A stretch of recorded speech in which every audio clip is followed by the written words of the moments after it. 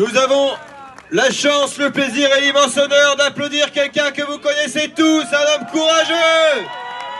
Il est président du Cercle Aristote et il est de tous les combats pour la liberté des Français et la souveraineté à la fois de notre peuple et de notre pays, Monsieur Pierre-Yves Rougeron.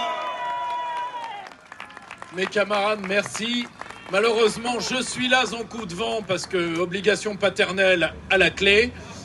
Bon, donc, mais je ne pouvais pas ne pas être là, je vous l'avais promis, et je suis un homme de parole.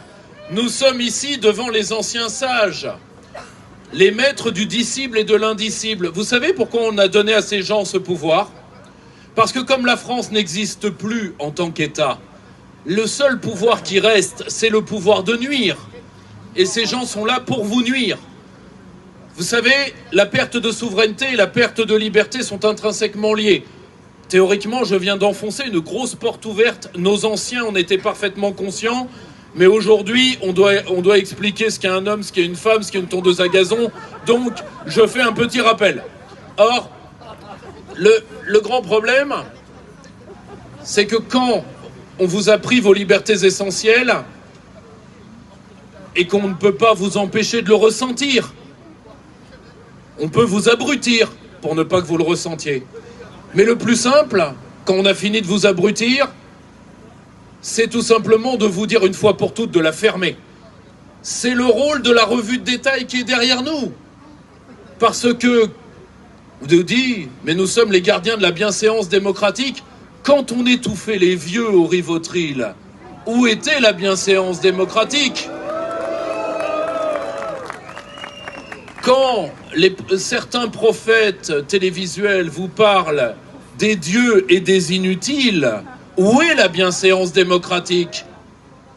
Quand M. Macron ou ses séides, là par exemple on me dit que le bec de Pau est de retour, vous dit que finalement la France, on peut bien s'en passer, où est la bienséance démocratique? Non, la bienséance démocratique, c'est pour vous. C'est un bâillon pour vous.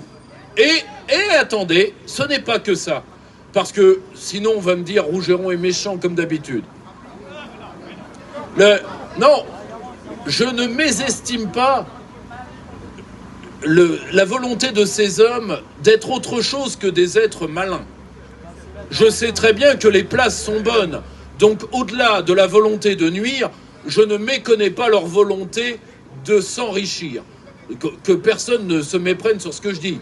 Leur passion pour le fait de vous donner des nions ne nie pas leur passion pour le pognon également. Hein.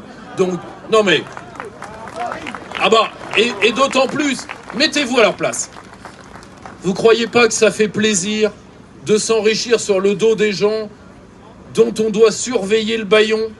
Parce que c'est vous qui payez tout ça. Hein. Enfin, je vous le rappelle quand même, je sais que ça fait mal, mais imaginez quand tout ceci sera fini, quand cette farce sera terminée, qu'on aura fait le tour, nous en parlions avec Florian, le tour des baies, puisqu'après Barnier, après Bayrou, peut-être Bertrand, mais quand on aura fait le tour de toute cette farce, quand nous serons débarrassés de tout ceci, car à un moment, tous les murs finissent par tomber. Vous imaginez combien nous allons économiser? Mais il y aura quand même une question et je vous quitterai dessus. Que va-t-on faire de tous ces gens-là? Ils savent rien faire. Ils ne savent rien faire. Ah bah, attendez, avant de dire prison, vous imaginez la taille des bâtiments? Donc voilà, je vous laisse sur cette petite question, mais qu'ils préparent bien leur plan de sortie, car à un moment ou à un autre, ce sera la porte. Merci.